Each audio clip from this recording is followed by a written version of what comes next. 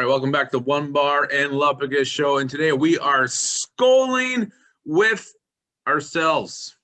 Could not get a Jaguars YouTuber. They were scared to talk to us or just didn't want to, one of the two. So today I am joined by Minnesota Vikings from the One Bar and Lupagus Show. We have One Bar. Thanks for being here, One Bar. Wow, I really appreciate you having me. And just to be clear, there's not much of a presence out there for Jaguar YouTubers. So it was pretty slim pickings, and nobody. Maybe they gave up on the season. They don't want to talk about it anymore. Well, don't they live like in a retirement community? Yeah, I mean, it's pretty old. In this. Yeah, there is. It's a beer float.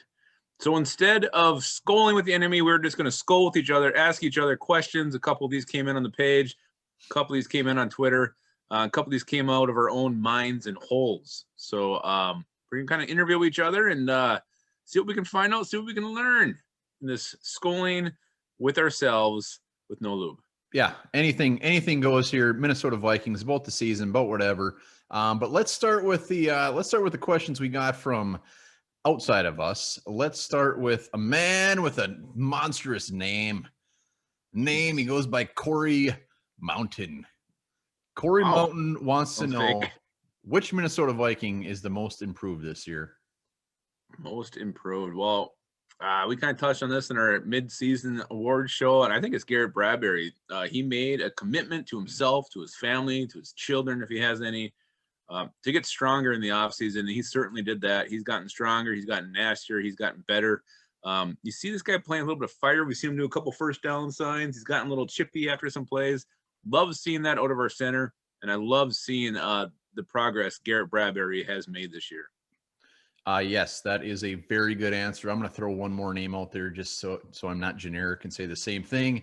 Generally, you don't say this about a 32-year-old who has started his whole career, but holy shit, Riley Reiff is having the best damn year of his life, of his career. He has been fantastic. So hats off to Riley Reiff. Whatever he's doing, well done. And it's very good that both of our guys are on the offensive line because, damn it, if they weren't playing well, it'd be a disaster. That was a really good answer. Thank you. Good question by Mr. Mountain. Let's go to Terry Varacek from, I'm probably butchering his last name, from Twitter. And he says, do you think the Vikings will claim Will Parks? Unfortunately, this question came in right before the Chiefs or the Broncos actually claimed him. First of all, the Varaceks, great family. I think they're turkey farmers. There actually is something to talk about here because supposedly the Vikings were actually looking to trade for Will Parks around the deadline. There's been some talk about that today. I don't know what they see in Will Parks, but apparently the Vikings love Will Parks. So, again, it does make sense getting somebody that obviously if they see something in him, they think they can develop him as that backup, and then maybe potentially down the road a replacement for Anthony Harris, who I do not think is coming back next year.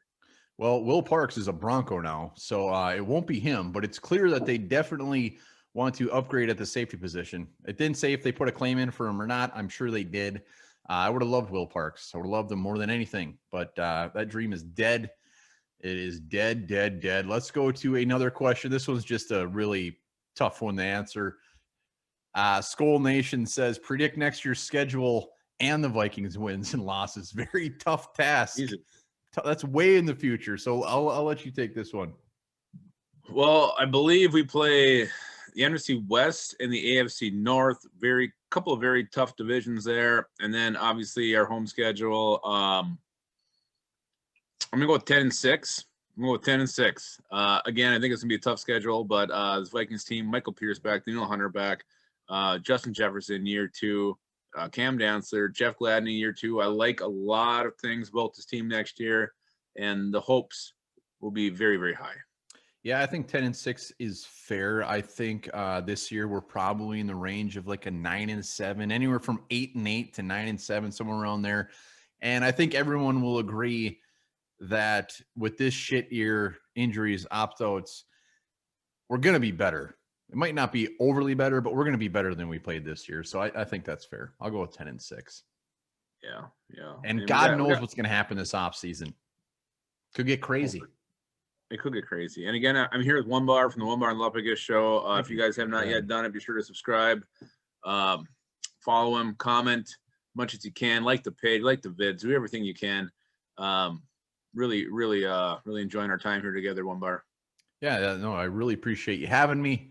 The final question comes from a familiar name on Twitter, Caden Edlin. I don't know if there's any relationship there, any relation. If he's an offspring of yours, I hope he doesn't watch the show. Very dirty word sometimes, a lot of alcohol. He wants to know who scares you the most on those feisty Jaguars. Yeah, there's only one player who really scares me, and it's the running back, James Robinson. This guy, I know he's an undrafted rookie. He runs hard. He runs mean. He can catch. He's got a good burst.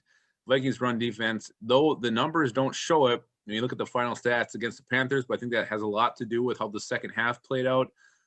They were giving up. It was an obscene amount of rushing yards in the first half of the Panthers. Our run defense has been loose. It's been wet. It hasn't been wet. It's been dry. There's just no resistance at all. It seems like it's getting worse. And we faced James Robinson. Then you got the duo of Ronald Jones, Leonard Fournette coming up. Then you got Alvin Kamara, Latavius Murray. Some tough backs coming up here, and that definitely has to tighten up. So James Robinson scares the shit out of me this weekend. Geez, are you still talking about James Robinson? That was far too long to talk about James Robinson. There's only one guy to be scared of on that Jacksonville Jaguars. It's not James Robinson. I don't give two shits about him. We're going to stuff him. It is obviously Mike Glennon, who will be their starting quarterback, because every backup to the backup quarterback we face rips us a new ass. And Mike Glennon will have a career day on Sunday, whether that ends up in a loss for the Vikings or not. The fact is he's going to have a fantastic game, because that's what we do. So he scares me. He'll be handing off to James Robinson. Well, it'd be some great handoffs. All right, those are our questions we got from everybody else. Now, let's spitfire a couple random Vikings questions at each other. I don't know how you want to do this. Are we just going to rotate? Yeah, we're going to rotate. Damn right we are. All right, I'm going first. I'm the guest, so I get the honors. So let's see. Where do I want to start? Boy, let's start with this one. This is just kind of a random one here. Out of the Vikings 2020 NFL draft class, through the first 5 rounds, and just so everybody knows, we don't know what we're asking each other.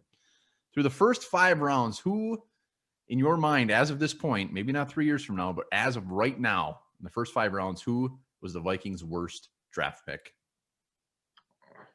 Again, I'm here with One Bar from the One Bar and Leprechaun Show. Thank you for being here. To answer your question, the worst draft pick through the first 5 rounds, to me, it's easy. It's easy. It's the ginger snap, James Lynch. Other than one play this year, he has shown great nothing. Play.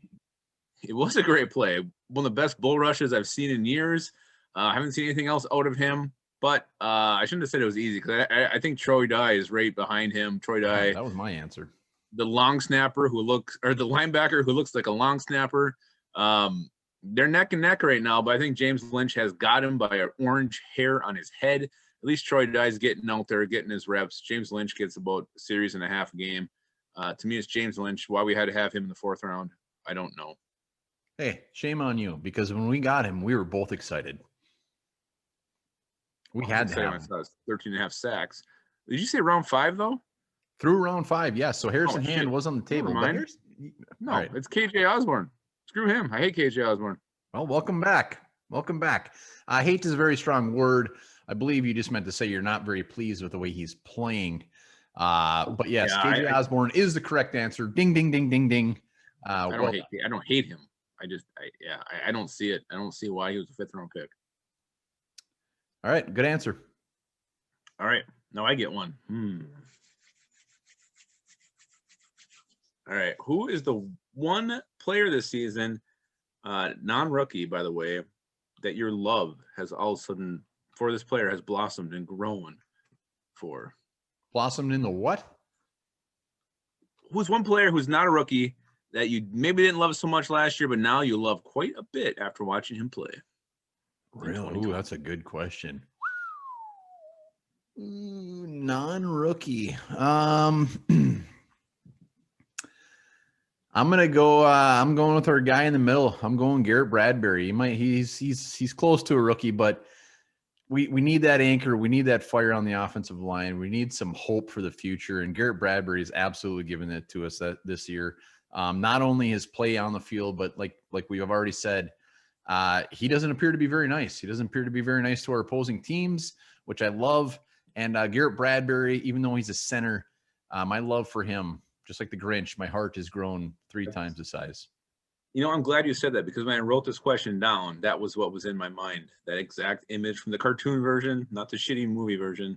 And I do think we need to say that you were not really a big Garrett Bradbury supporter through the year last year. So that you come this far is quite the progress. Well, last year, when you draft a rookie in round 1 and he's a center in the first 20 picks, he better be damn good. And he showed some very shaky moments last year. So he's put that behind him. He's the real deal.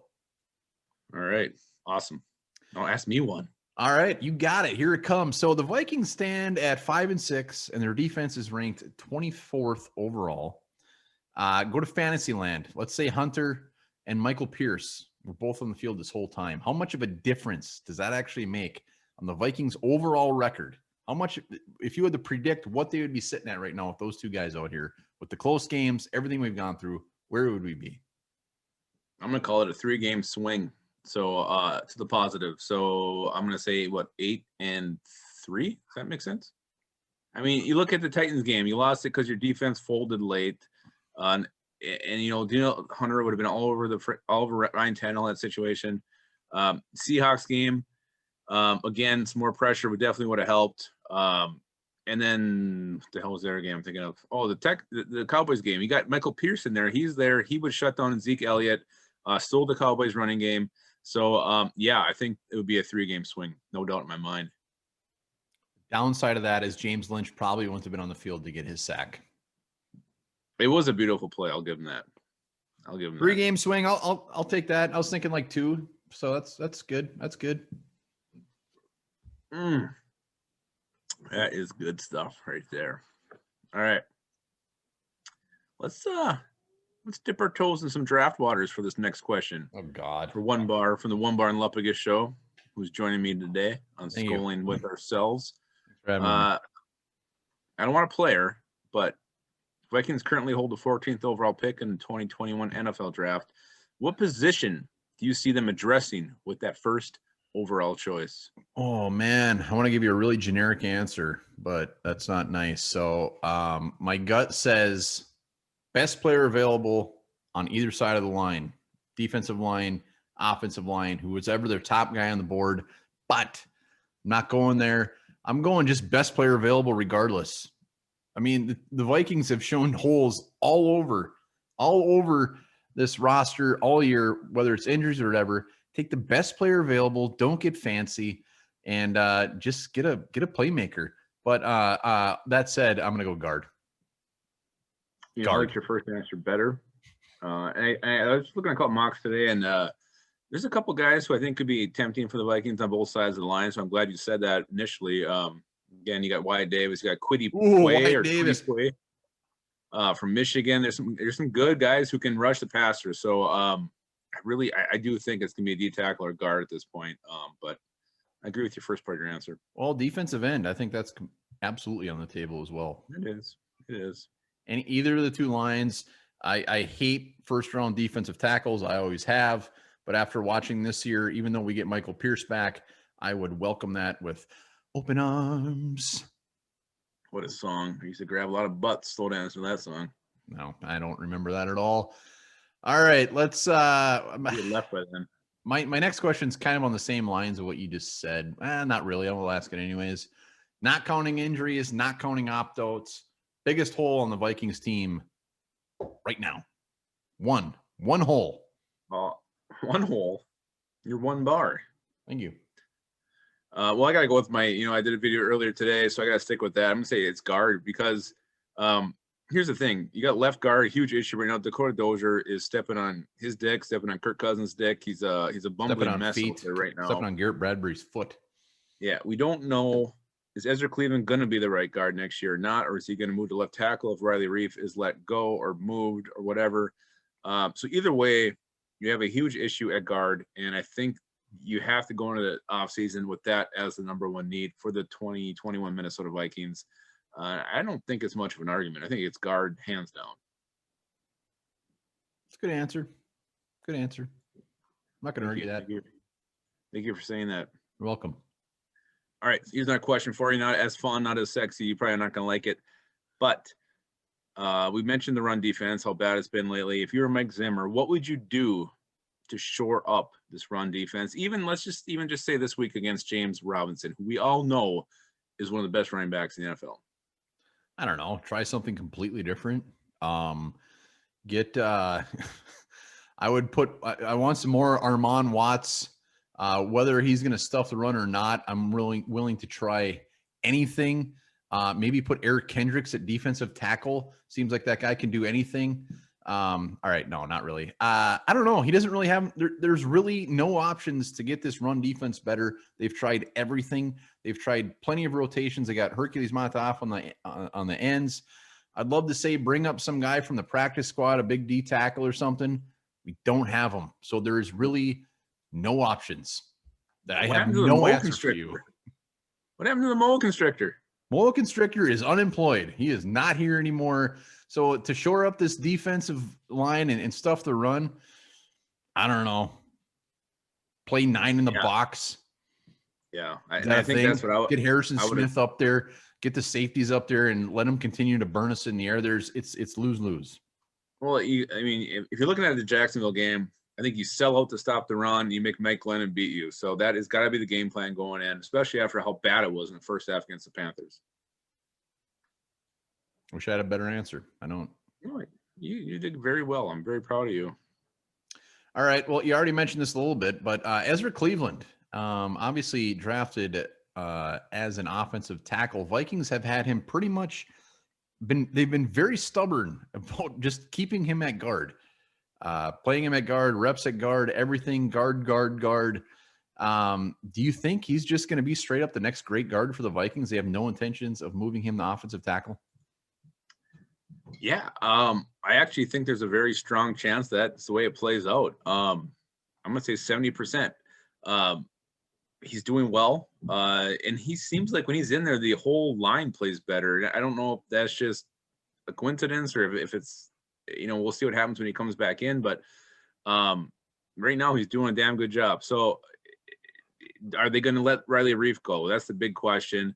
The way he's been playing, I know he's going to make a shit ton of money next year, but God, if he keeps it up, he might be worth it. So a big decision on the Vikings part.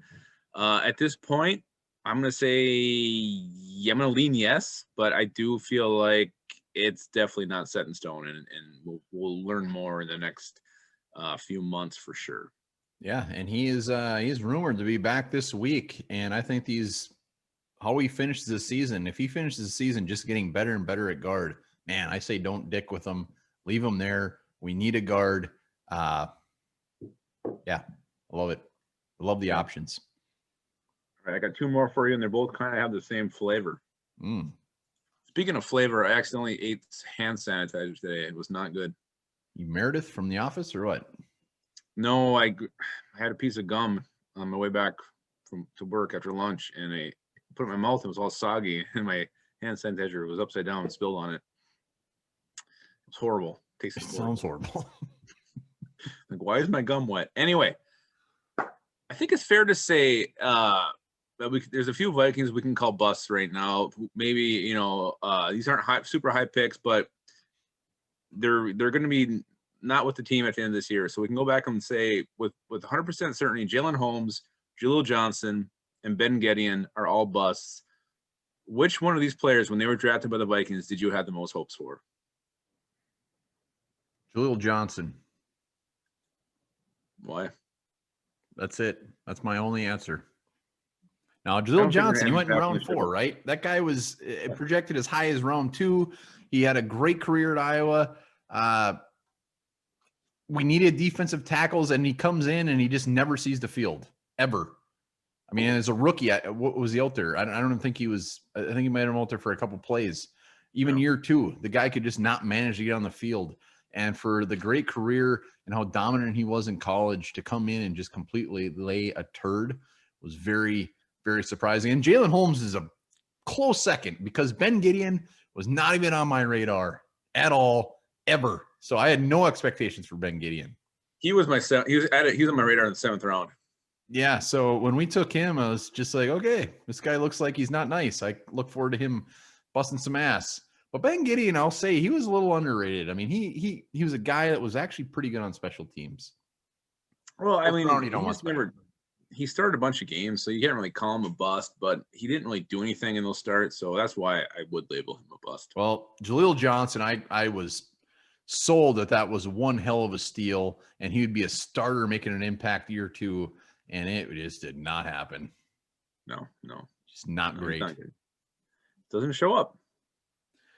All right, final. My last question, anyway, is so the Vikings have a good chunk of free agents coming up this year. I'm going to list these off very, very quickly, and I want you to tell me: is there an actual chance that we don't re-sign one of these guys? Are you ready? I'm ready. Hold on to your hats. Brett Bush-Jones, Curtis Riley, Dakota Dozier, Tajay Sharp, Sean Mannion, Amir Abdullah, Todd Davis, George Iloka, Rashad Hill, Anthony Harris, and Eric Wilson. Wow. Is there a chance that none of these guys will be back? Looking at our cap space, looking at who they are. The first question is, how many of those guys do you even want back? Number one, which I think narrows the list greatly. The one guy that jumps out that you would want back is Eric Wilson. Can you afford him? And if you do afford him, does that mean Anthony Barr is gone? So, I think I'm gonna say 80% chance none of those guys are back, and the 20% is that we're able to figure out a way to keep Eric Wilson. Other than that, bye-bye. Yeah, my biggest fear this offseason is some team is just gonna throw a shit ton of money at Eric Wilson that we would love to match, but we just can't physically do it. And we see it every year where players get overpaid, and Eric Wilson, the year he's having, he could be one of those guys, and that's gonna hurt. Oh, he's going to make bank for sure. No doubt about it. He's the only player that you listed off. I mean, Anthony Harris hasn't really done. I mean, had a lot of tackles this year. No big plays from him. So I really think he's probably done here. So, Wilson would be the guy. Well, I gave you an easy question because the easy answer is yes, because they will absolutely re-sign Brett Jones until he dies. He'll be 80 years old and still be on the practice squad. At least he's doing a little something on the field to make it seem worthwhile. Other than that, he must just, like I said, I think he must just be one hell of a guy to be around in the locker room. Just a lot of fun. A lot of penis tricks in the shower. Wow. Origami. Yeah. All right. I got one last one for you. And it's same lines as the last question. Talked about guys who can probably fairly be labeled busts now after their 4 years with the team. Give me one guy right now who is not a bust, but maybe starting to trend that way with how he's been performing so far. I don't like this question. No one does. I don't like this question because I don't think my answer is very fair. But man, I don't know whose fault this is, whether it's his, whether it's the offense.